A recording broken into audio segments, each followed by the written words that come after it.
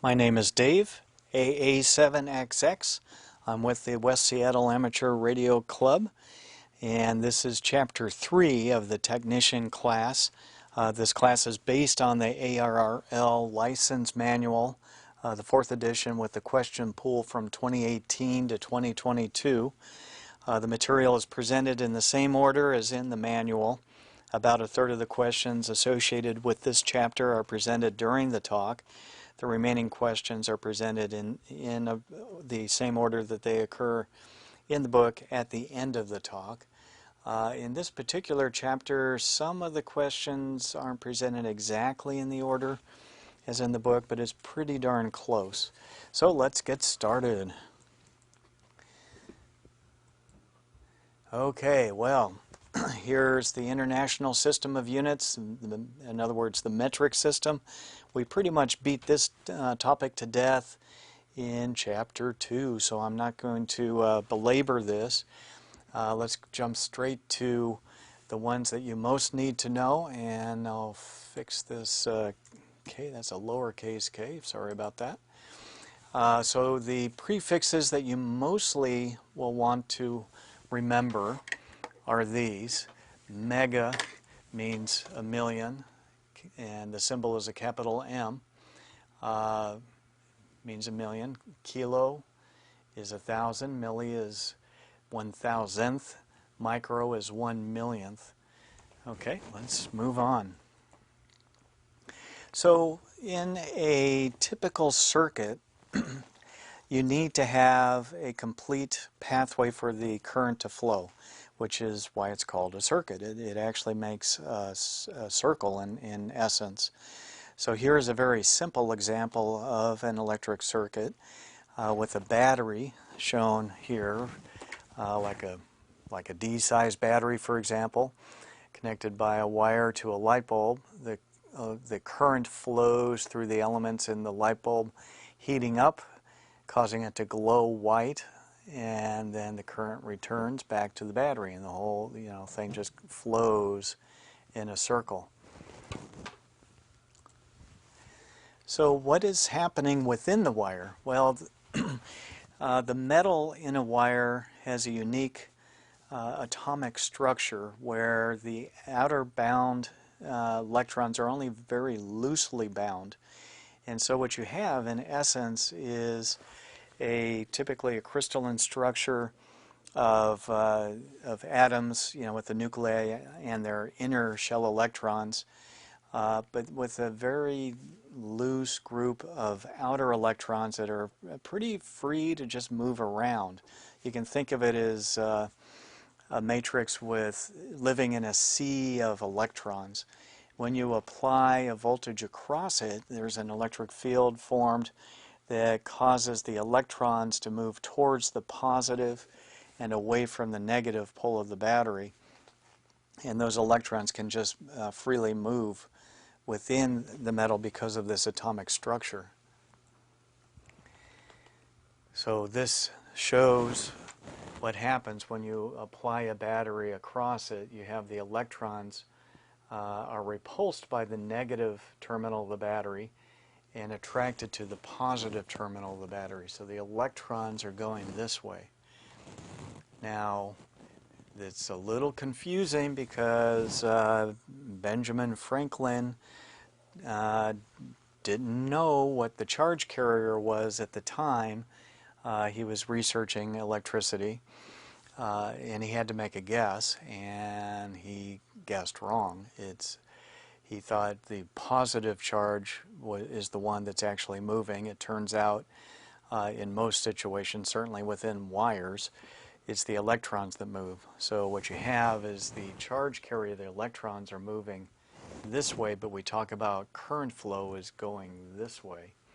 So that seems confusing, but it actually amounts to the same thing. A negative charge flowing to the right is exactly the same thing as a positive charge flowing towards the left. It doesn't matter. So I just mention it for historical completeness.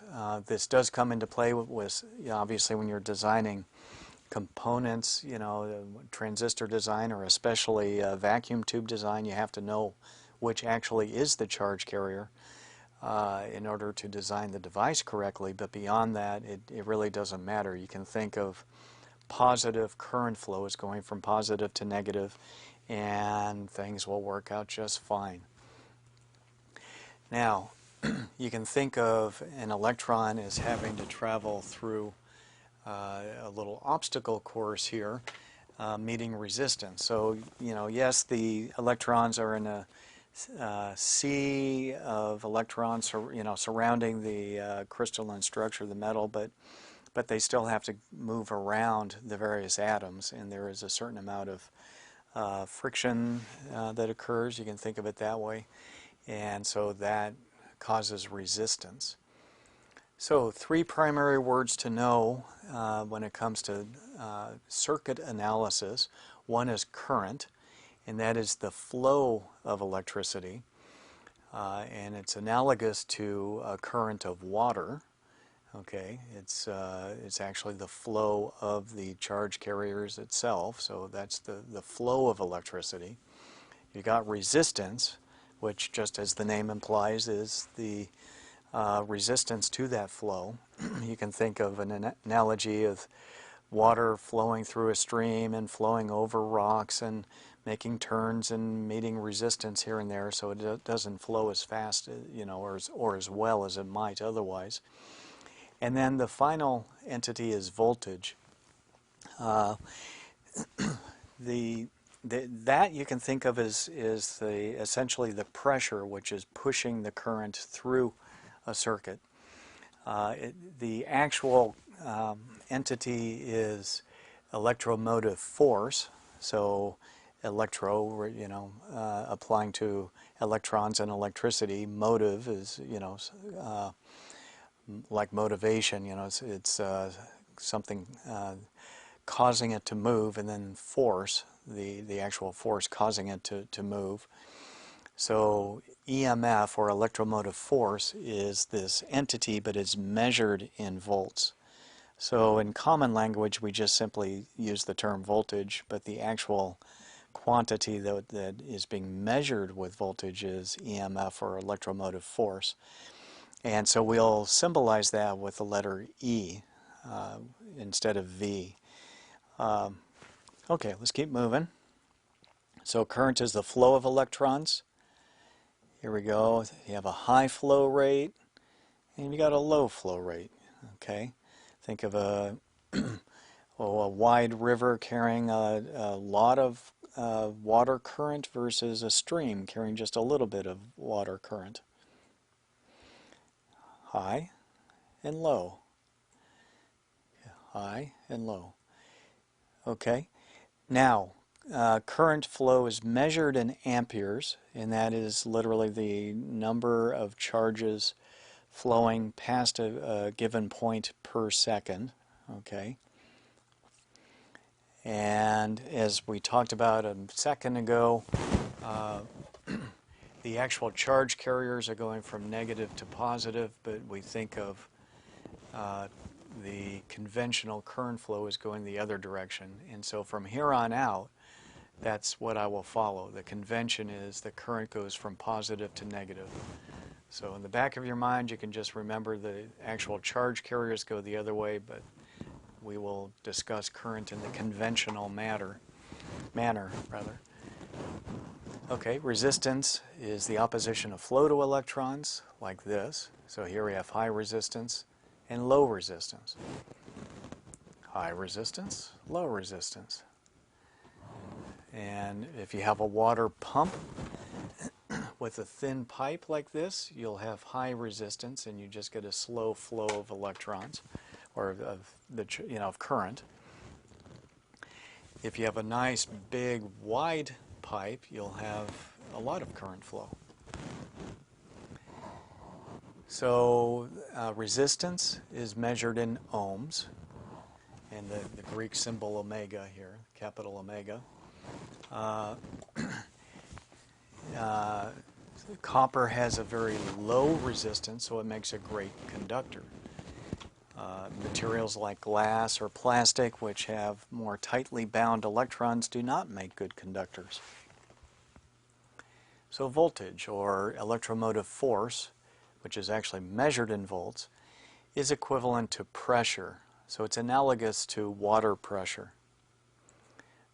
Here we have high pressure and low pressure. High pressure, low pressure. Yeah, you know, that the radio exam isn't really that bad, don't worry. It'll be fine. And then we have a cartoon here. I love this cartoon. My daughter Adeline, who put this latest version of this lecture together, found this cartoon. I think this is great. So you got resistance here trying to obstruct the flow of current through this narrowing, and Mr. Volt here is trying to push the current through. So that's how you can think of it.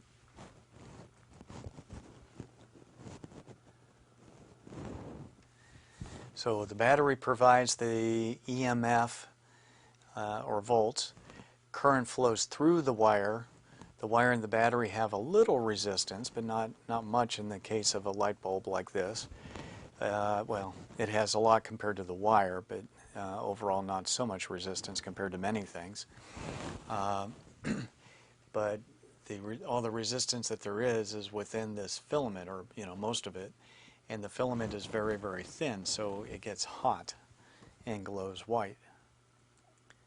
Okay, so here's a question. Notice the code here in the bottom right corner, T5A03, so this is technician question from group 5A03. You can find that question if you look in the back of your book using that code, and it will refer you to the page number where you can read more about it. So if I show you a question here and you don't understand it, just look at that code, go to your book, and you can read more about it. I'm going to go through the questions fairly quickly, keeping in mind that this is an online presentation, so you can easily hit pause if I'm moving too quick. But by moving quickly, hopefully I won't bore people to death. So here's the first question. What is the name for the flow of electrons in an electric circuit?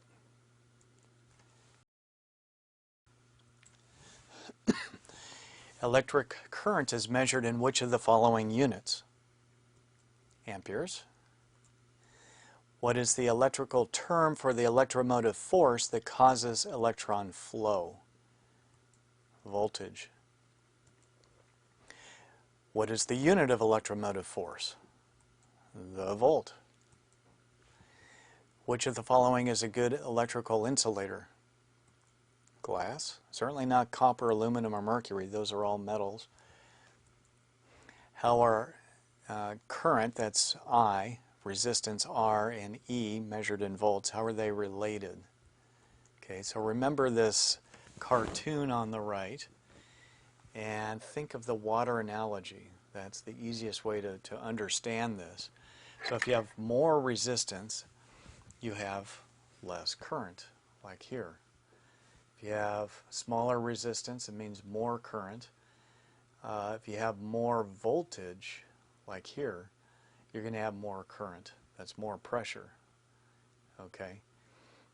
If you have a mixture of the two here, small voltage but a low resistance, compared to a big voltage with a small resistance, you could end up with the same current flow. Okay, that all makes sense when you think of it in terms of the water analogy. So I encourage people to keep referring back to that and just think about pipes, pumps, water pressure, water flow, as you're thinking about these, the electrical circuits. Okay, so here is the relationship in a formula. This is called Ohm's law. It's a very famous formula. It's an extremely useful formula.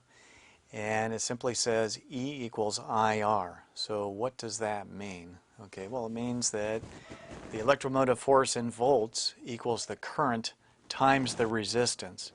So when in algebra, whenever you have two variables right next to each other with no operator in between, you notice there's no plus or minus or anything in there. That means that you multiply. So voltage equals current times resistance. E equals IR. Okay. An easy way to remember this is with this kind of a pie chart here. EIR. Okay. And the way you use this is if you want to calculate I, for example, just cover the letter I, that's the current, and do what's remaining. You take E divided by R. Okay. If you want to calculate R, we'll cover that up, and what's left you have E divided by I. If you want to calculate E, well, you cover that up, what's left? Well, you have I and R right next to each other, so that means multiply. Okay. So that's how this diagram works. It's a nice way to memorize Ohm's law. You can think of it as spelling the word ear, like the thing you listen with, but misspelled. Okay. So let's look at an example. What is the resistance of a circuit in which a current of 3 amperes flows through a resistor connected to 90 volts? So they don't show you this in the book, but this is what they're referring to, this circuit here. You have a 90 volt battery. Okay, that's the schematic symbol for a battery right there, connected by wires to a resistor. That's the schematic symbol for a resistor, and then back to the battery. And they're telling you it's 90 volts of pressure, 3 amps of current flow. Well, what must the resistor be in that case? Okay, the resistor, you know, if you connect a 90 volt battery to some resistor, you end up with 3 amps. Well, you can calculate what that resistor must be. That's what's going on here. And the choices then are given here. Okay, well, let's do this. So, in other words, what is the resistance in a circuit if the current is 3 amps and the applied voltage is 90 volts? Go to your pie chart here, your EIR. You're looking for R, so cover R up. What's left is E over I, right? So you take E divided by I, or the volts divided by the amps in this case. So put in 90 volts for E, 3 amps for I. Again, I is the current. And you might be wondering, why on earth do we use the symbol I for current? Well, it comes from a French word, intensité, and so that's where I comes from. So you take 90 volts divided by 3 amps, and you get 30 ohms. So your answer is 30 ohms, right there. Okay, so there's your answer. All right, let's try it again. What is the resistance of a circuit that draws 4 amperes from a 12-volt source? Okay. Well, so the current is 4 amps. The applied voltage is 12 volts. We're looking for R. Okay, so cover up the R. Take E divided by I. Fill in the numbers. Okay, 12 volts and 4 amps. And you're left with 3 ohms. Okay, so there's your answer. What is the current flow in a circuit with an applied voltage of 120 volts and a resistance of 80 ohms? Okay, well, so this time you're looking for the current. Okay, so you're going to cover up the I, and what are you left with? Well, E divided by R. So they've told you it's 120 volts, and R is 80 ohms, so do the math, and you end up with 1.5 amps. Okay. What is the current flow in a circuit with an applied voltage of 120 volts and a resistance of 80 ohms? 1.5 amps. What is the current through a 24 ohm resistor connected across 240 volts? Okay, so we're looking for current again. Okay, cover up the current. So what you're left with is E divided by R. Plug in the numbers. 240 volts divided by 24 ohms is 10 amps. Okay. What is the voltage across a 10 ohm resistor if a current of 1 ampere flows through it? Okay, so now we're looking for voltage. Let's try that. Okay, that's the problem restated. So we're looking for voltage, so cover up the E, the electromotive force. What's left is IR. I times R, they're right next to each other, so you multiply. Okay, so 1 amp is the current, 10 ohms is the resistance, multiply, you get 10 volts. Okay, so that's how those work. That's Ohm's law. It's enormously useful. Okay, any time energy is expended to do something, work is performed. When moving electrons do work, power is consumed. Power is measured in the unit of watts. Power is the rate at which energy is used. Okay, so now we're going to talk about power. But first, we have to goof off a little. So what is the unit of power? What? I said, what is the unit of power?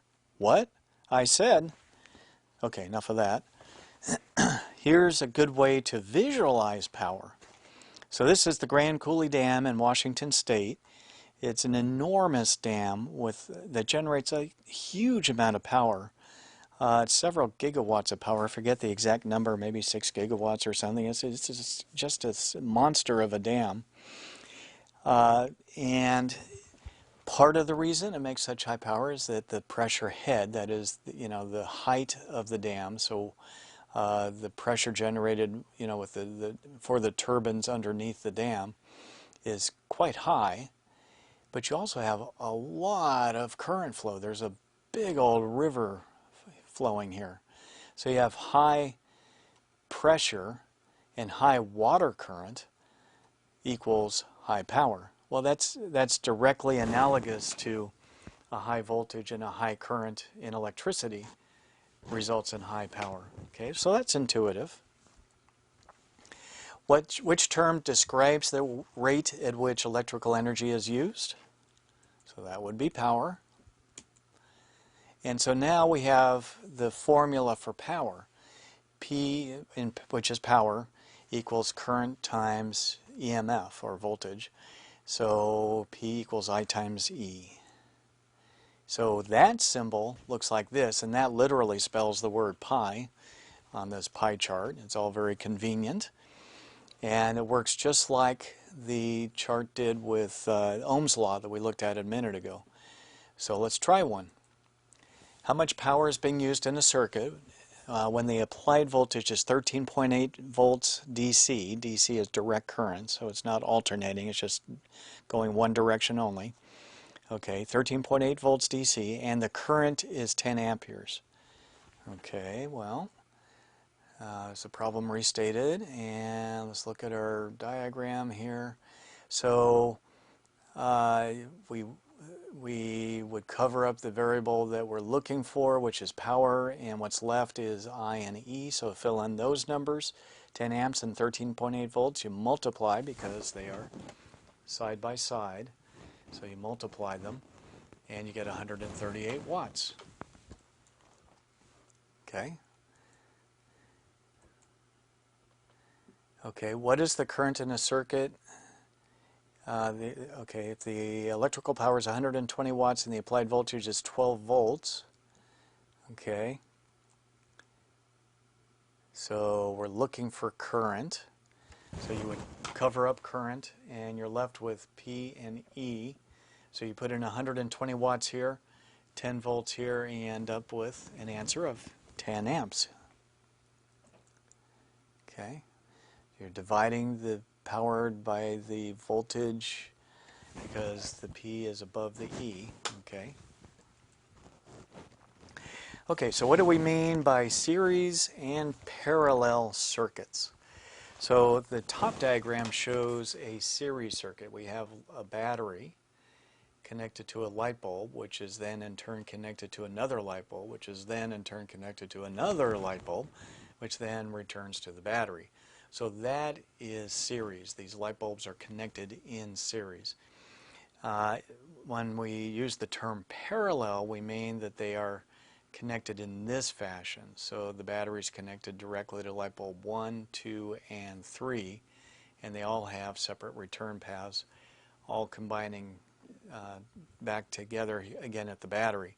So this is a parallel connection. These light bulbs are parallel to each other, whereas these are in series. In which type of circuit is current the same through all components? Okay, well, let's think about that. If we go back to our circuit here, okay, the current through a circuit is the same everywhere here in a series circuit, because where else can it go? Okay. Here, the current can flow through this light bulb, but that could be a different current than this one and a different current than this one. The current that's going through this light bulb never goes through that one. Okay. They're separate currents here. They all do combine at the end to come back to the battery, but they're not flowing through each other, whereas in this case the same current flows through the entire circuit. Okay, so let's go back to that question. Okay, so if the current is the same through all of them, it must be in series. And this is the schematic diagram showing that. You got the battery and 3 resistors. They're all in series, and the current is going through all of them. Okay, in which type of circuit is voltage the same across all the components? Okay, that's a different question. So the voltage here from the battery is being applied to each of the resistors all at the same time. So you can think of this as being 0 volts along the bottom, and the wire is considered to have no resistance, so any current that's flowing does not create a voltage drop. Okay, so if whatever the voltage is here is the same as here, is the same as here, is the same as here, is the same as here, it doesn't matter. They're all connected by a wire, so there's no voltage drop anywhere in there. Same thing on the top side. Okay, so the voltage here is the same as the voltage across here, is the same as the voltage across here and here. Okay, shown with this symbol showing the volts. The voltage going from a low value of 0 to whatever the battery voltage is on top. Each of the resistors is feeling that same voltage. So in parallel circuits, the voltage is the same. In which type of circuit is voltage the same across all components? Okay, the same thing. Now, the voltage is the same, but the current is not. Okay. You get a certain amount of current here, which is going to be the same as here, but these 3 branches all have less current than what the battery sees. But the voltage is the same. Okay, let's talk about direct current versus alternating current versus pulsing direct current. So direct current means that the current is flowing in one direction only. Okay, doesn't matter if it's varying, it just needs to be flowing in one direction only. That's direct current. Okay, so in the gray we have this kind of crazy current flow, but you notice it's never going below 0 here. So it only goes this direction, then it stops, and then it goes this direction and stops, it goes this direction and it'll stop, but it never goes backwards. So that's pulsing DC, because it's only going in one direction. It may stop, but it never goes backwards. Okay, then you have a steady direct current shown here. Okay, in this case it's negative because it's below the 0 line right here. That doesn't matter, it's still direct current. It's only flowing in one direction, and in this case it's steady. And then all of that is in distinction to an alternating current, like shown with this sine wave, where it's first going this direction forward, then it goes to 0, and then it goes backwards, and then it goes to 0, forwards, 0, backwards. Okay, so that's alternating current. It's going back and forth, back and forth. That is like the power in the utility power in your wall. That's alternating current. Okay. Now the reason that they use alternating current is that you can make use of power transformers to change the voltage level with alternating current. That does not work with direct current, and that's why Tesla won the competition way back some 100 years ago between Edison and Tesla Edison wanted direct current for utility power. Tesla argued that alternating current was better. Tesla won out, and that's the reason why you can use a transformer with alternating current to change the voltage levels easily. Okay, anyway, enough of history. Let's keep moving. What is the name for a current that flows only in one direction? Sounds like direct current to me. What is the name for a current that reverses direction on a regular basis? Okay, that would be alternating current. Okay, now we're going to move on to instruments. We're going to talk about voltmeters, ammeters, ohmmeters, multimeters. So a voltmeter measures, guess what? Volts. Ammeters measure current. The term ammeter kind of looks like amp meter, so you can memorize it that way. Ohmmeters, as you might guess, measure resistance, and then a multimeter combines all of those into 1 meter, where you can use a dial selector to pick which type of meter you want to use. Okay, let's go back to our water analogy. Say we have a pump and a pipe, okay, and we want to know what's the pressure created by the pump, and we want to know what the flow of the water current is. How would you hook that up? Well, if you want to know the flow of water through the pipe, you're going to need a valve where the water flows through it, right? Just like this. That's intuitive. That makes sense. If you want to know what the pressure is, well, you don't want a valve with water going through it. You want to measure the pressure on both sides of the device. So you take a sample, or like a thin little tube here to see what the pressure is here, compare it to the pressure here, and put your gauge that way. So if you want to measure pressure, you measure it across in parallel, okay? Flow, you put it in the circuit and you measure it in series. Well, the analogous electrical circuit is this one. The battery is exactly like a pump. Okay, it's going to pump current through like this. If you want to measure the pressure, well, you need a voltmeter and you need to connect it across the battery.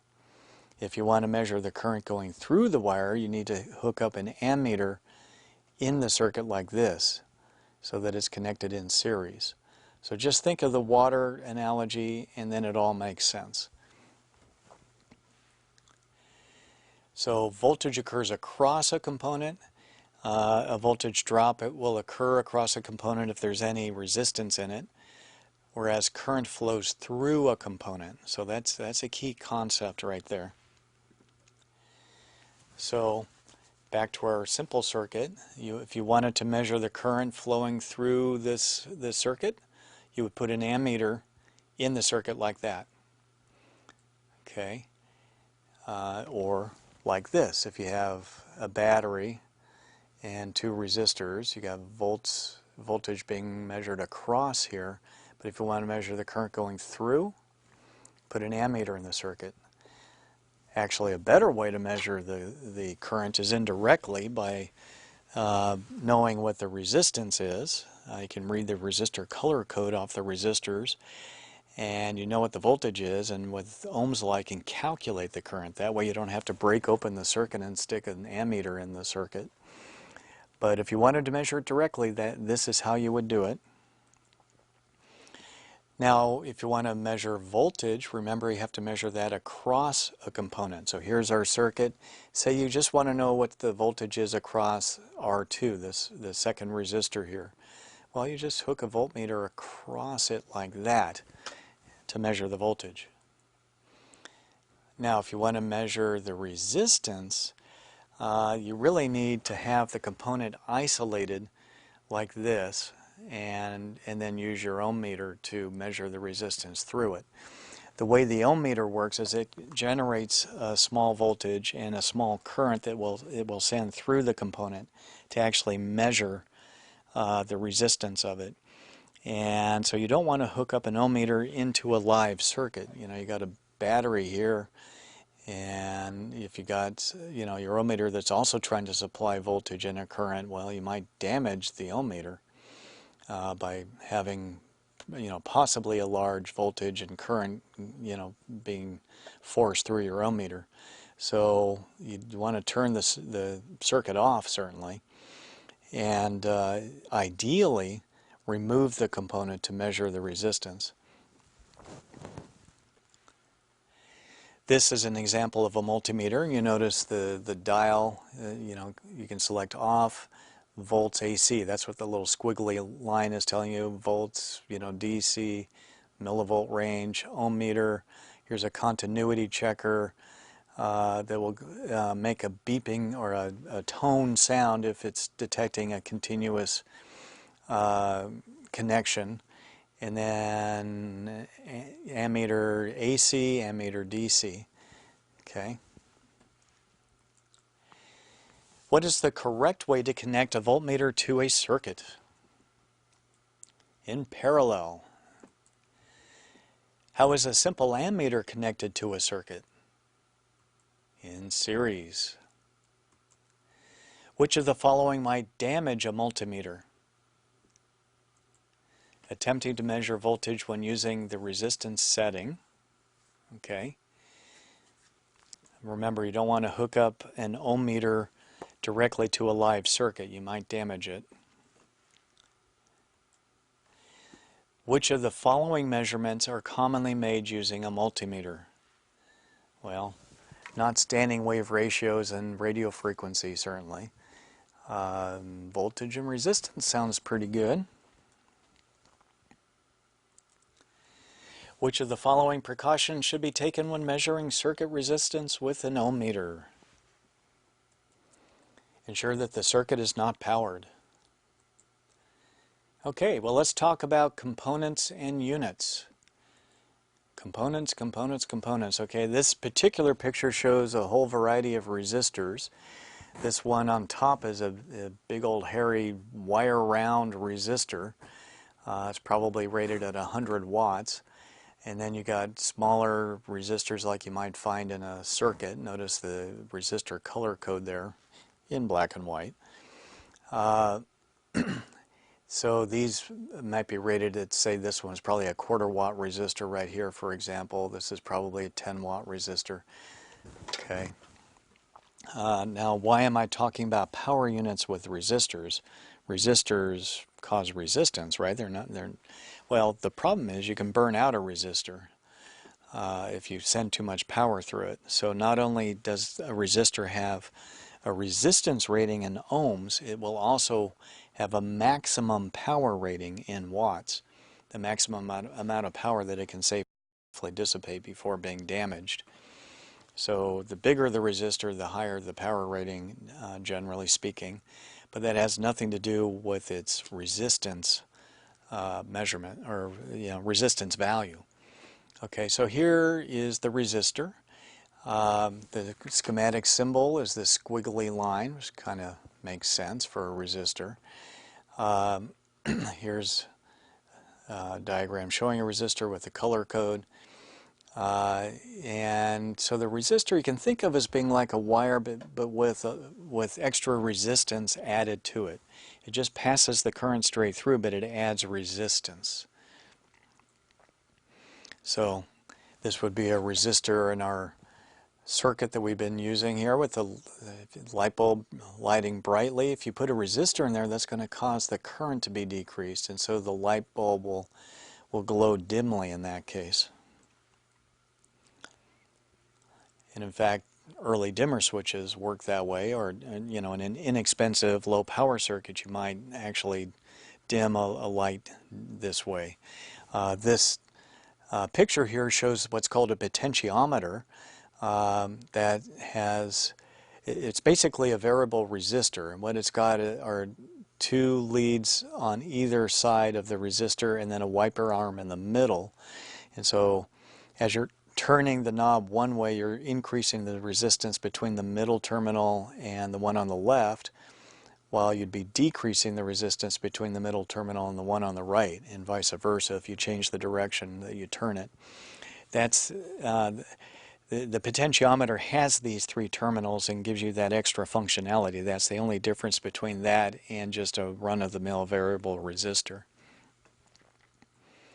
Here is the resistor. The one on top is rated at 10 ohms. You see the color code, brown, black, black, so that's 1, 0 multiplied by 1. And then the gold means it has 5% tolerance, meaning the manufacturer is guaranteeing that this will be 10 ohms plus or minus 10%. Now that's as compared to the one on the bottom where you have a blue band here, means multiplied by, well, it must be 100,000, let's see, a million, that's it. Yeah, so you have 10 times a million to get 10 megohms. Okay. And so these are resistors, all 100 ohms, but with different power ratings. You've got to be careful when using a wire-wound resistor because it has inductance associated with it too. This will work fine at DC and low-frequency AC circuits, but not so good for radio frequencies. We'll talk more about that later. So, join the resistance. Om. All right, let's talk about capacitors. So capacitors store charge on its plates when it's connected to a voltage source. Its schematic symbol is shown there, and it literally consists of two plates with an insulator in between. So no current flows directly from one to the other. However, what can happen is, as charge accumulates on one plate, it will, if you want to think of it, it will scare away this like charge in the other plate. So remember, like charges repel. And so when a charge accumulates on one plate, there will be an electric field that forms which repels that same charge from the other plate. So even though there's no current flowing directly between the two plates, the formation of that electric field will allow a current to flow at least temporarily. Until the charge builds up and then it stops. Okay, so the other thing to keep in mind is when there is charge on the plates, there's energy stored in the form of an electric field that can actually do work. So the way to think of that is, well, you hook up a battery to it, charge it up. So you say a 9-volt battery on a capacitor. Say a 10 microfarad capacitor, just charge it up, take the battery off, and it will still hold that 10 volts or 9 volts for quite a long time. If you let the two leads touch, there'll be an arc. There'll be a little flash, a little electric arc that forms as the plates discharge. You can instead run that current through a resistor, and there'll be a current flow through the resistor until the plates discharge. Okay, so the capacitance is measured in farads, as in Michael Faraday.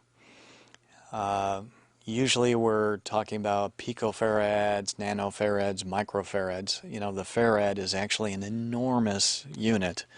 So we're usually talking about small fractions of a farad. Same thing with henries and inductance. We tend to be talking about small units. Resistance is different. We're usually talking about hundreds, thousands, hundreds of thousands, even millions of ohms with your typical resistors and circuits. Okay, so here we have a battery and a little resistor so that the current doesn't flow too rapidly and potentially damage the battery or the capacitor. And we got a switch. And so what we're going to do is we're going to charge up the capacitor. Okay, so before we close the switch though, let's go ahead and put an ammeter in there and a voltmeter to measure the voltage across here. And let's see what happens when you close the switch. Okay, well, you close the switch and there's no charge initially on the plates, so the current flows easily. Okay, so you got positive charge building up here. That scares away other positive charge here, leaving behind negative charges. Okay, well, there's only a little bit of charge at first, so there's a large current flow. The charge hasn't built up to the point where the current will stop yet, so there's a large current flow, but there's not much charge formed yet, so there's not much of a voltage. So you see right at first when you close the switch, there's a large current flow and no voltage yet. And the electric field here is just very small. Okay, well, wait a little longer. Okay, so this is an analogy, is Black Friday. You close the switch and here comes the current flow. Okay,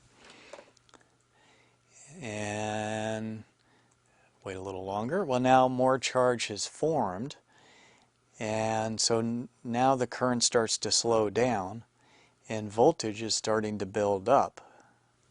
Okay, and the electric field is getting stronger.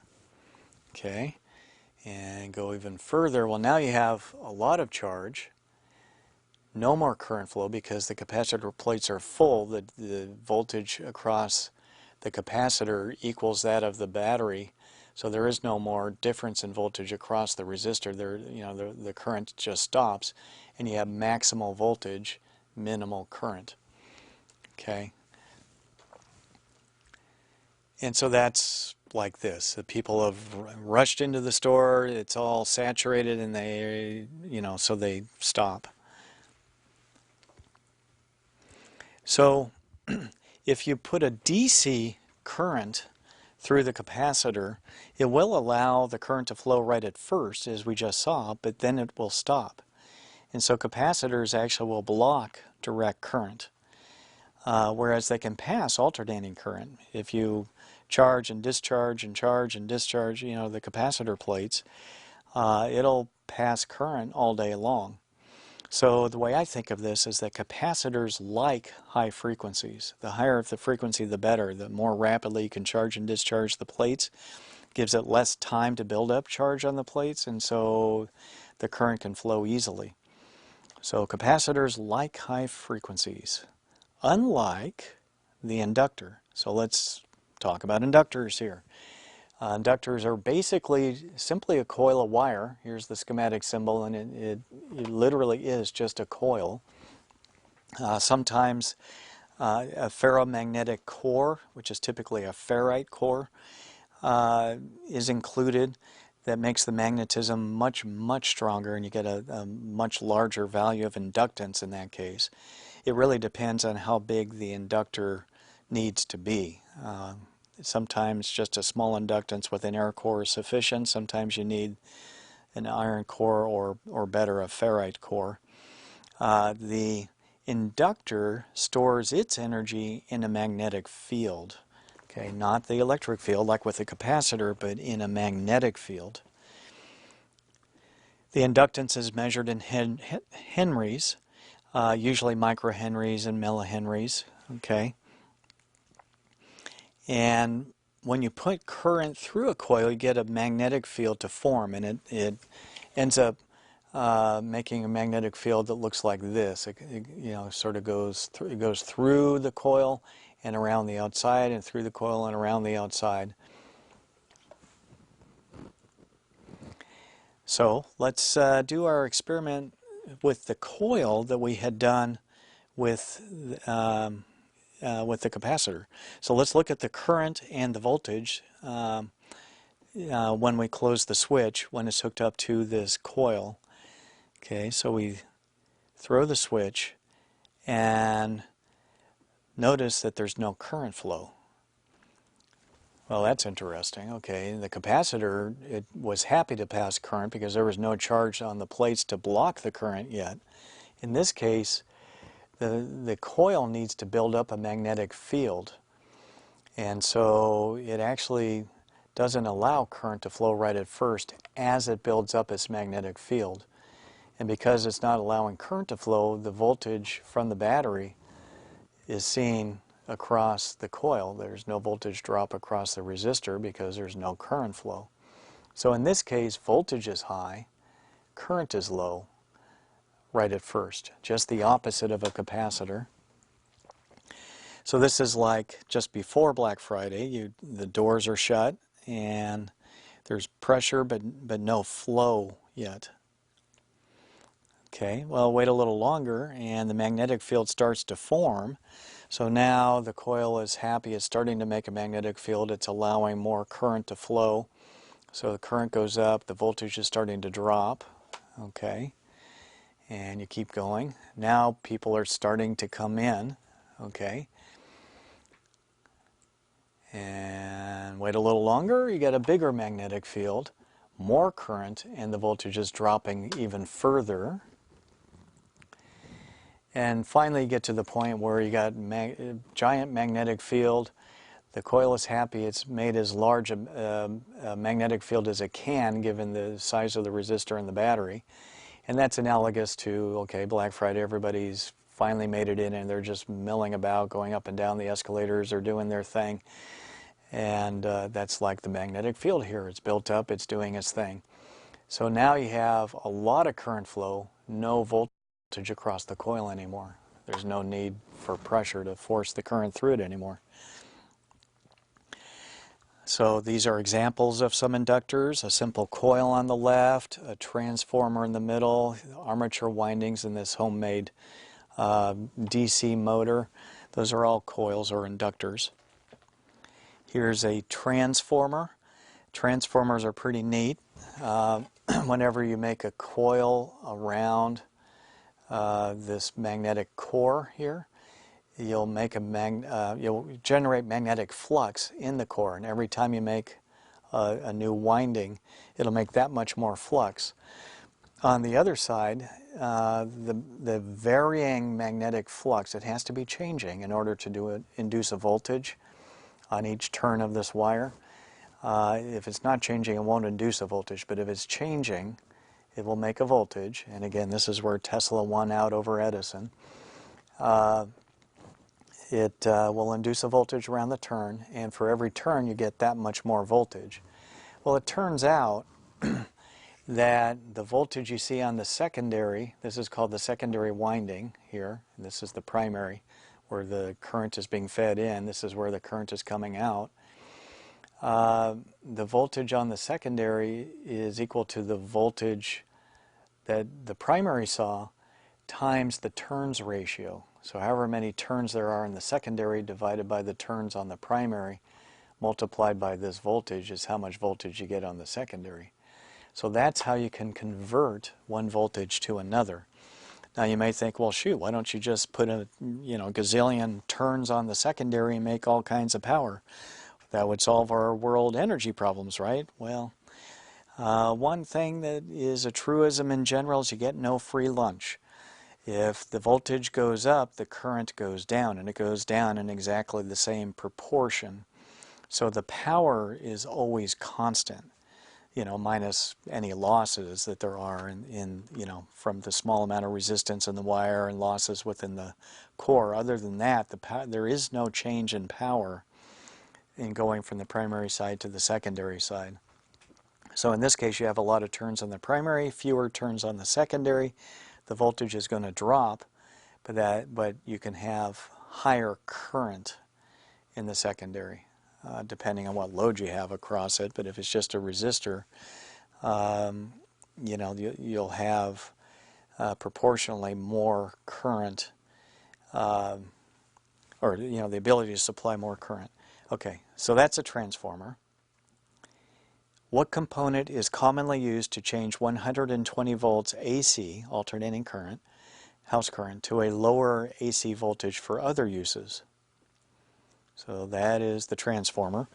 This is the schematic symbol for a transformer. It's a coil on one side, the primary. The two lines indicate a solid core, and then you've got your secondary.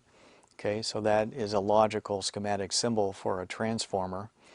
That's how it's constructed. This is an example of a transformer you might find in an electronic circuit. And here's a transformer hanging up on your utility pole. The transformer converts the voltage, which could be 10,000 volts, 15,000 volts, on your utility lines outdoors into two lines of 120 volts, so a total of 240 that enters your house. Okay, so resistance, again, is the opposition to flow of current, and it will do so whether it's DC or AC. Resistors just don't care. If it's DC, AC, it'll resist it the same regardless. And so frequency doesn't matter. Ohm's law applies, of course. There's no phase angle change. It will dissipate the energy. when it's in the process of resisting the current, it's actually taking energy from the electric circuit and turning it into heat. So there's no storage of energy in this case. Now that is as opposed to this quantity called reactance, which is the opposition to the flow of current that you get with capacitors and inductors. Okay, remember capacitors like high frequencies. They don't like DC at all, and they don't like low frequencies very well, so they'll relatively block low frequencies more than high frequencies, and vice versa with inductors. Remember, inductors don't like current to flow all at once, but they're happy to let it flow if you give it enough time. So they'll pass DC just fine, and low frequencies just fine. They don't like high frequencies. So the capacitor and the inductor will oppose flow, and specifically we're talking about AC in this case. And it does depend on the frequency. Ohm's law still does apply, okay, but you have to take frequency into account. You have to take into account the value of the capacitance or the value of the inductance, and phase angles will change between voltage and current. Another interesting distinction is that energy is stored, in the electric field in the case of the capacitor, and a magnetic field in the case of the inductor. The energy is not dissipated; it's simply stored, unlike the resistor. Now, magic happens when you put them together. You can actually get what's called a tuned circuit. Remember, the capacitor likes high frequency. The capacitor likes high frequencies. The inductor likes low frequencies. So if you put them in series like this, they'll pass some intermediate frequency the best. And so your filter function might look like this, where this is frequency and amplitude. It'll pass some frequency in the middle. It's like Goldilocks, which frequency is just right. It'll pass some frequency in the middle well, but as you go further lower in frequency or further higher in frequency, it'll attenuate it more and more. As you're going higher in frequency, the inductor doesn't like it. As you go lower in frequency, the capacitor doesn't like it. You can also hook up the inductor and the capacitor in a parallel fashion. This is called a tank circuit. I've heard that it's called that because it's like a tank storing energy.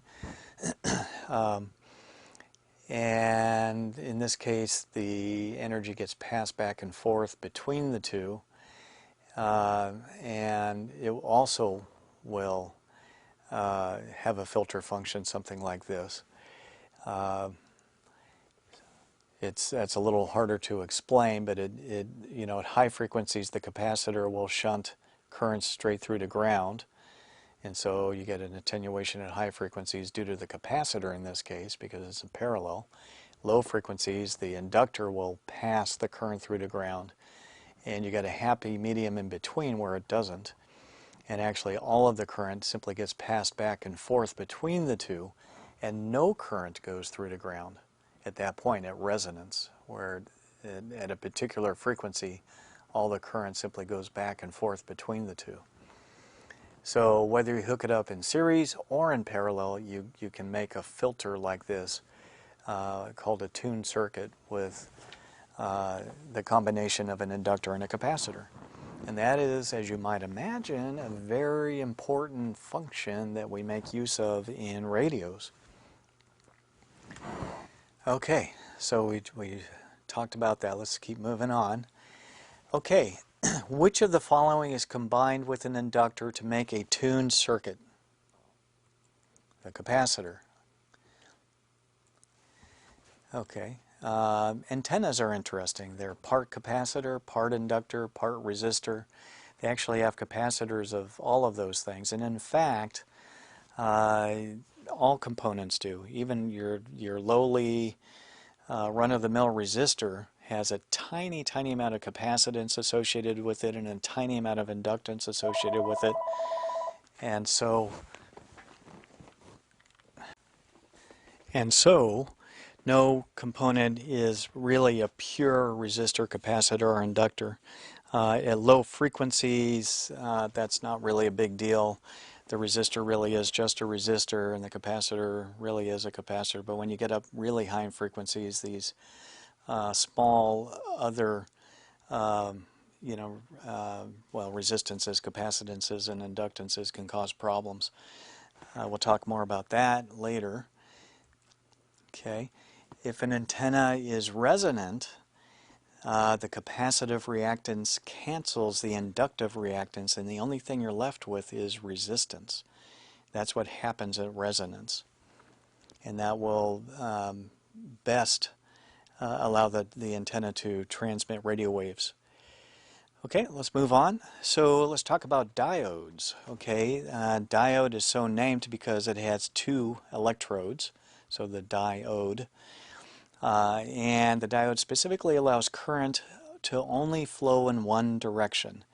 And as such, its schematic symbol has an arrow in it. Okay, so you can hook up the positive side to the anode and the negative side to the cathode, and current will flow through it. Now if you make it in a special way, typically with gallium arsenide instead of silicon or germanium, you can actually get the diode to emit light, and in that case you have a light emitting diode, and the symbol for that is the same as the standard diode but with an extra arrow pointing out, indicating that it is giving off light.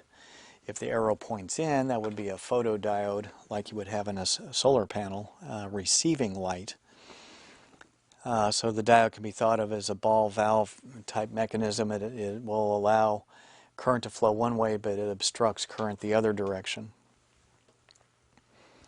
What electronic component allows current to flow in only one direction? Well, that sounds like the diode. Which of the following devices or circuits changes an alternating current into a varying direct current signal? Well, you can do that with a rectifier, which is a diode.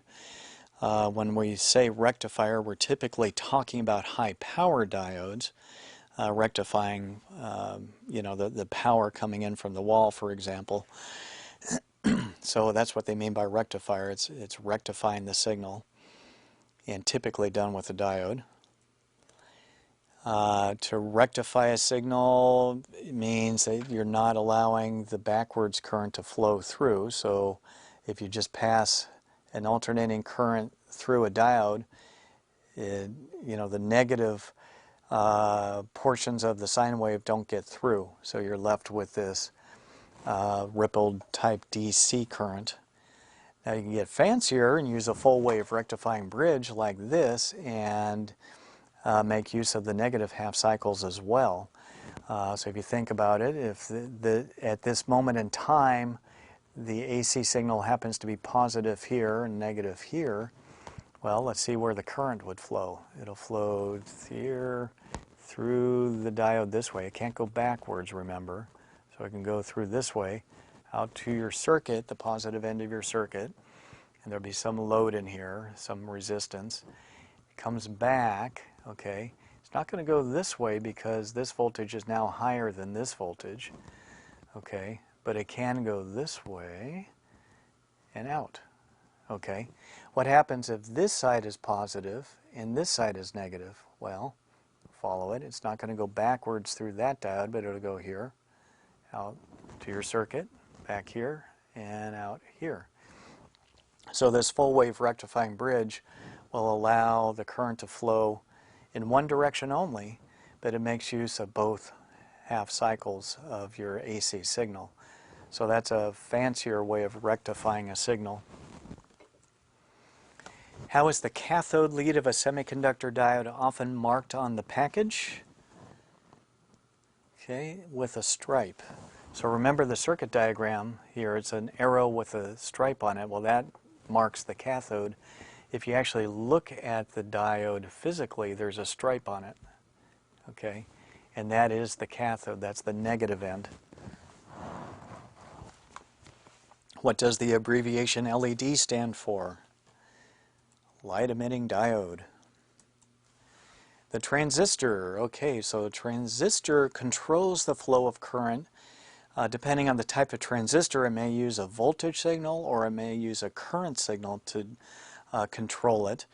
You can think of it as an electronically controlled valve. An analogy would be the faucet in your sink. You make a little turn with just a little bit of force on the faucet and you can change a large amount of water flow. The schematic symbol for the bipolar type of transistor is shown here. This is what's called an NPN transistor. That's PNP, based on the direction of the arrows there. This bipolar type of transistor is controlled with current in the base. There's an amplification factor that occurs. It's called beta. If beta is 100, then say you have 1 milliamp of flow in the base, it'll allow 100 milliamps of flow through from collector to emitter, for example, at least if the circuit is connected up correctly to allow that much current flow, that's what will happen. So these bipolar transistors are controlled with current. Here's a diagram of this type of transistor. This is NPN, and so here's the collector, the base, the emitter, the 3 electrodes on the transistor. N stands for negatively doped semiconductor. This is positively doped and negatively doped. We're not going to get into solid state physics here with how this works, but that is the structure of the transistor and its accompanying schematic diagram. And here are some actual transistors, physical devices. This one in the TO3 package here with a great big heat sink is obviously designed for more power. There's a TO220 type package. Also, it can dissipate quite a bit of power.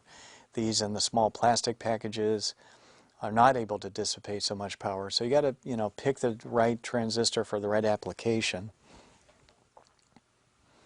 Which of the following components can consist of 3 layers of semiconductor material? Well, that would be a transistor now. What class of electronic components uses a voltage or current signal to control current flow? Well, it sounds like transistors. All right. Here's a picture of a vacuum tube. This is what we used to use in the dark ages. We still had vacuum tube devices when I was a kid, although I was born at the time transistors were just coming into being. The vacuum tube also functions as like a valve, like the transistor, but it does it in a much different way and is bulkier and consumes more power. It's not as convenient, although it does have its advantages, especially for high power applications. And there are many ham radio operators out there that will use high power vacuum tubes on their final amplifiers for transmitting. They're quite good for that application. Now, what's an integrated circuit? We've all heard of integrated circuits, IC for short. It's simply a collection of components contained on one, what we call a chip of typically silicon. Silicon is a semiconductor. It's what most semiconductors are made out of, transistors and diodes. But in this case, instead of a single transistor or a single diode or what have you, it can contain dozens or hundreds or even millions of transistors all on one small piece of silicon. And so you can have an entire circuit in one little package like this. The 74LS00 I picked intentionally. That's a low power Schottky NAND gate TTL type chip. It's just one example of an integrated circuit. Indeed. I think that is true, actually. So what about protective components? Well, okay, we need fuses and circuit breakers so that we don't end up with fires, basically. If there's a short circuit that accidentally forms in your radio or whatever device, it can get very hot and it can cause a fire. It can cause a lot of damage. And so we have these protective devices that will limit the maximum amount of current that can flow. They're typically set so that the maximum limit is way above what you would normally expect. So you're not going to blow fuses unnecessarily, but low enough that you won't sustain any kind of major damage if there is a short circuit, or if there's a power surge, like lightning striking a power line somewhere and bringing a high voltage temporarily into your house. Schematic symbol shown on the right there for a fuse. Here's a blown fuse. You see the thin element inside, and you see how it melted in the middle. That's how fuses work. They literally will melt when they get too hot and break the connection. Circuit breakers well, they serve the same purpose. They will trip if there's too much current flow, but they are designed that they can be reset. You know, when the fuse blows, well, it's done for. You have to throw it away and replace it with a new one. With these, you simply throw the switch and turn it back on again. What electrical component is used to protect other circuit components from current overloads? A fuse. Why is it unwise to install a 20 ampere fuse in the place of a 5 ampere fuse? Excessive current could cause a fire. You don't want to exceed a rating for which the device was designed. If it was designed to work with a 5 ampere fuse, well, you don't want to allow 20 amperes into it. That might actually cause a fire. So you want to replace it with the correct sized fuse. Switches, okay, well, switches come in all sizes and configurations, as you can imagine. They're labeled according to how many poles and throws they have. So the simplest switch, shown here on the left, is a single pole, single throw switch. Here's a double pole, single throw switch. So you have two connections here, but each of those has a single throw, okay? So on, off, but with two of them, one throw. So that's a DPST switch. Here's a DPDT switch, double pole, double throw. So you got two poles here, and they can throw to one of two different positions. So that's how switches are labeled, or I should say the nomenclature. What type of switch is represented by component 3 in figure T2? So right there, what kind of switch is that? Single pole, single throw. What is a relay? Okay, that is an electronically or an electrically controlled switch. So you have a coil here, and then a switch on top with this that's spring-loaded, and then you have, you know, electrical connections. So when this coil is energized, it will pull the switch down and close the contacts, or it can open the contacts depending on how it's designed. So it is an electrically controlled switch. This is what a relay looks like.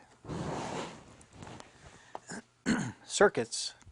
Well, in your book there is a diagram showing many different schematic symbols, some of which we've already talked about, and it's worth your time to go through and just sort of mull through it, get used to what the various schematic symbols are.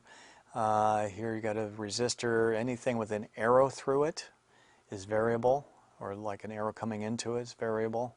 So this is a potentiometer right here, this adjustable one with the one arrow coming in. Photoresistor, LED, we've talked about that. Here's a rectifying bridge. Circuit breaker or fuse. Batteries we've already looked at. There's different types of ground symbols, coils, capacitors, variable capacitors, different types of transistors. So these are the bipolar transistors we've already looked at. And then these are various types of field effect transistors.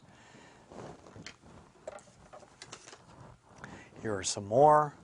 It's more of the same. So I would just mull over that in your books. It's good to get used to the schematic symbols. What is the name of an electrical wiring diagram that uses standard component symbols? Schematic. What is component 2 in figure T1? Okay, well that is an NPN transistor right there. What is component 4 in figure T1? Okay, well we've seen that one before. That's a battery. It's meant to look like the piles from which a battery is formed. What is component 8 in figure T2? Well, it looks like an LED to me. Light emitting diode. What is component 9 in figure T2? Variable resistor, okay, or really in this case it's a potentiometer with this 3-terminal configuration, but that's a type of variable resistor. How about figure 4? Well, we've seen that one before, haven't we?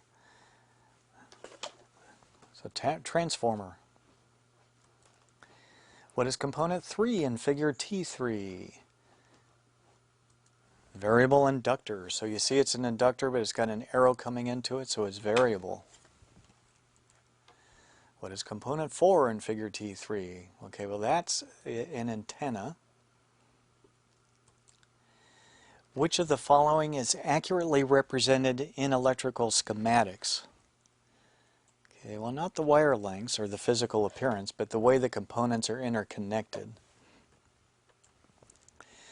Putting it all together in a circuit diagram, okay.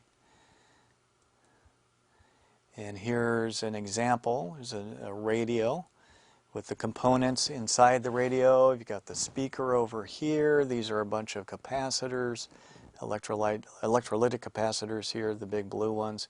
You have an intermediate frequency transformer right here and here. There's a variable capacitor for tuning. Here's your AM radio antenna, which also serves as an inductor to help with the tuning. Got a connection to your FM radio antenna. You got an integrated circuit here. More capacitors, more coils. Don't see a transistor. I guess all of them are inside the integrated circuit there. Over here is a variable resistor, for volume control. Here's a schematic symbol of an AM/FM radio. And so these can get to be fairly complex, but if you just break it down into its various parts, it starts to make sense. What type of component is often used as an adjustable volume control? Potentiometer. So I show you the variable resistor schematic and then a potentiometer schematic there. Okay, types of radios and radio circuits. So this is a very simple block diagram of a radio, and this is for CW transmitting. So CW stands for continuous wave, and that's just a fancy way of saying Morse code. So that's the dot dot type of signaling. So you have an oscillator to make the sine wave or radio frequency wave, a driver for amplification, a telegraph key, a final power amplifier. So the telegraph key, will send the signal through or stop the transmission. So it's either on or off. It's just on-off keying, and then an antenna. So this is really the simplest radio transmitter that you can have. Now, if you add modulation, you can add a voice or data signal to the radio. Something called a mixer multiplies two sine waves to make a sine wave at a new frequency. And I'll talk more about that in a sine wave lecture. But it's really a neat trick. When you multiply two frequencies together, what you get is a sine wave at the difference in the frequencies and a sine wave at the sum of the frequencies. So you actually end up with two new sine waves, but they're at entirely different frequencies. So you can use that trick to change the carrier frequency to a new frequency, for example. Now this is not the same thing as an audio mixer that combines audio signals for recording. That's an entirely different thing. What is the name of a circuit that generates a signal at a specific frequency? Okay, well that is an oscillator.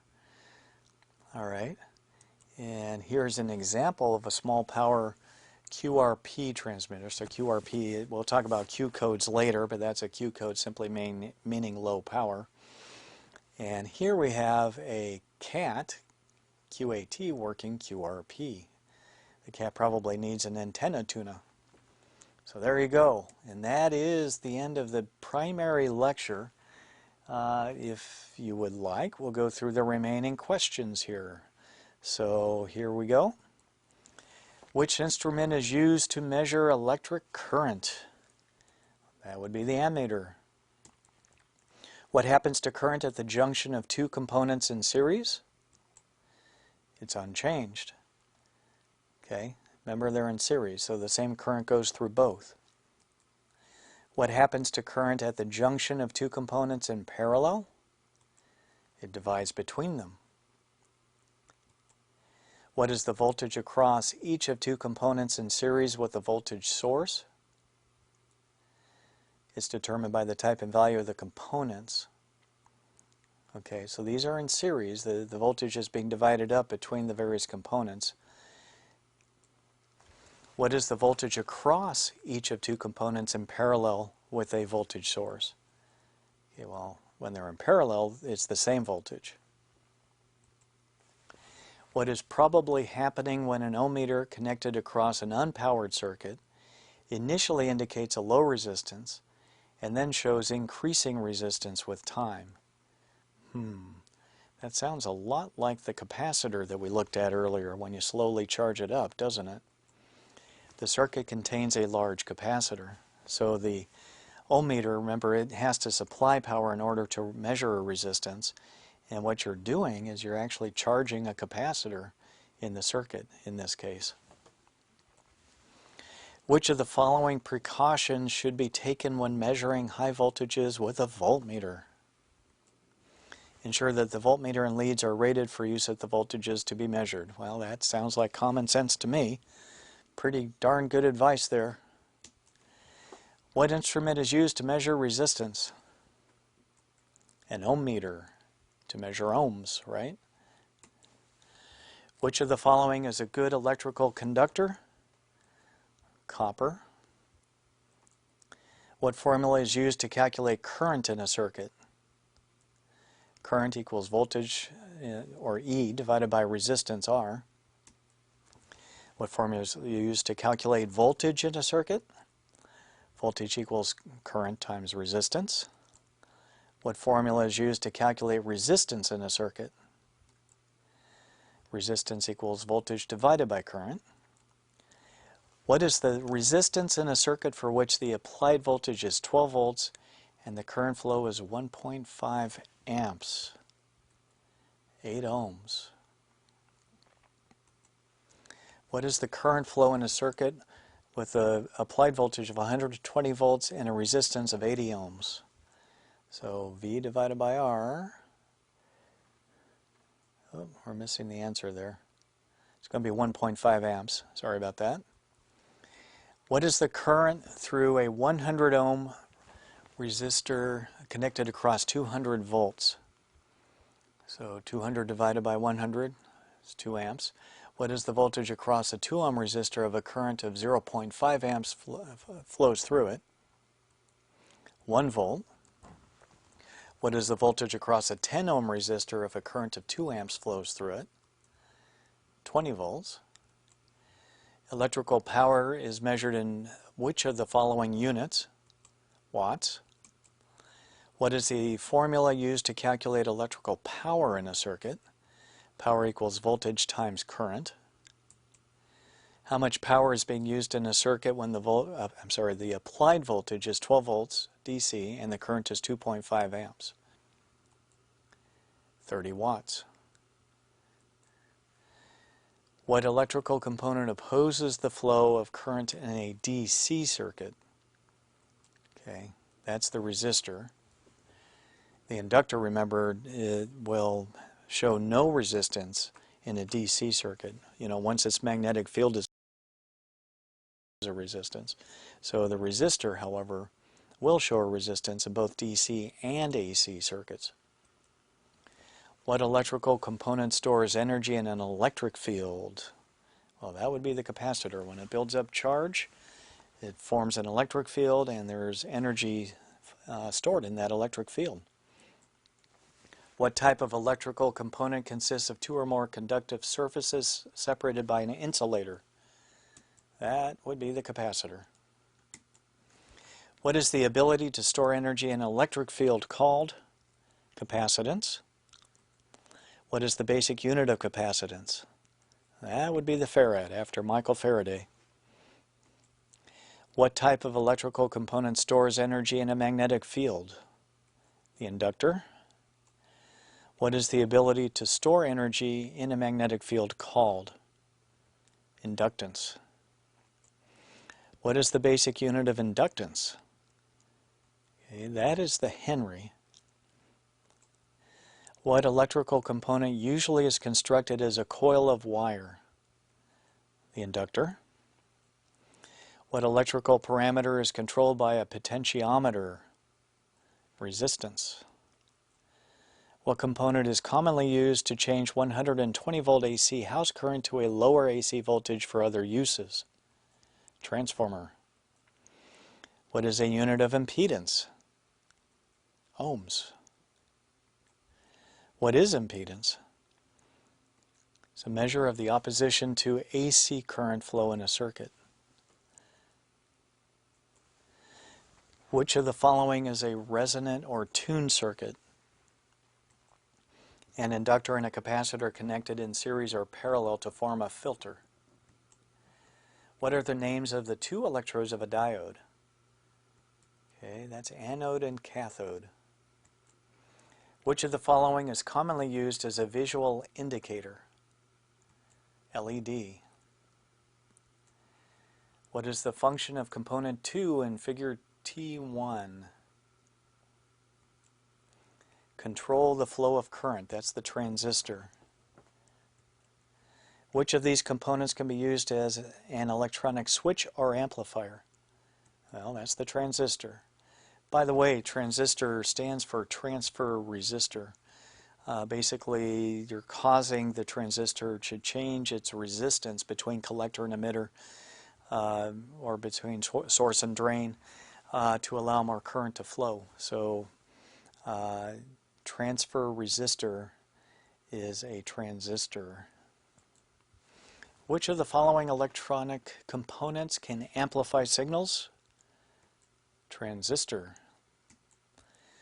What is the term that describes a device's ability to amplify a signal? Okay, we didn't really talk about that, but that's called gain. What does the abbreviation FET stand for? That's field effect transistor. Which of the following could be the primary gain producing component in an RF power amplifier? Transistor, or it could be a vacuum tube for that matter. What is the name of a device that combines several semiconductors and other components into one package? That's the integrated circuit. What is the purpose of a fuse in an electrical circuit? To interrupt power in case of overload. What electrical component is used to connect or disconnect electrical circuits? Switch. Which of the following displays an electrical quantity as a numeric value? A meter. What do the symbols on an electrical schematic represent? Electrical components. What is component 1 in figure T1? So that's a resistor. How about component 3 in T1? A lamp. Component 6 in T2. Okay, well that's a capacitor. Which of the following is accurately represented in electrical schematics? Oh, we have already seen that question. Sorry about that. The way components are interconnected. What is the name of a circuit that generates a signal at a specific frequency? An oscillator. Which of the following describes combining speech with an RF carrier signal? That's modulation. And that's it for the main material and all of the questions. If you have any energy left, I'll show you how to calculate current and voltages in a voltage divider. It's a good demonstration of how to use Ohm's law and Kirchhoff's laws in a circuit analysis. So here we have a voltage divider circuit with a 100 volt battery, and then the current, which is the same through the entire circuit because it's in series. And you have a 10 ohm, 15 ohm, and 25 ohm resistors in series. Okay, so the total resistance is 10 plus 15 plus 25 ohms, or 50 ohms. So you can calculate the total current, which is going to be 2 amps. Okay, 100 volts divided by 50 ohms is 2 amps. So now you know the current flow. Now you can calculate the voltage drops across each of these resistors. So E equals I times R. 2 amps times 10 ohms is 20 volts. So you have 20 volts right here. Okay, what about this one? You have, well, 2 amps again. It's 2 amps everywhere here. So 2 amps times 15 ohms, you get 30 volts. So you have a 30 volt drop here. So the voltage is increasing from here to here, or you could say it's dropping from here to here. Here you have 25 ohms, so 2 amps times 25 ohms, that's 50 volts. So you have 50 volts. Well, look at this. You've got 50 plus 30 plus 20 is 100, right? Which is what you must have because you started out with 100 volts. So if you think of this in terms of voltage drops, you can start here at 100 volts. You drop 20, so now the voltage is 80 here. Drop another 30, so it's going to be 50 here. Drop another 50 across this resistor, and you're back down to 0. So that's how you can calculate currents and voltages in a circuit. The voltage divider is a nice example. And you can look at the voltages this way. The voltage drop across this resistor is 20 volts, across this one is 30 volts, 50 volts, as we just talked about. What if you measure the voltage from here to here? Well, that's 30 plus 20, so that's 50 volts. And from here to here, you add all of them together, that's 100 volts. Okay, so that's it for Chapter 3. That is the longest chapter. It's a bit of a slog to get through, but it's really great material. It's very practical stuff. So thank you for listening.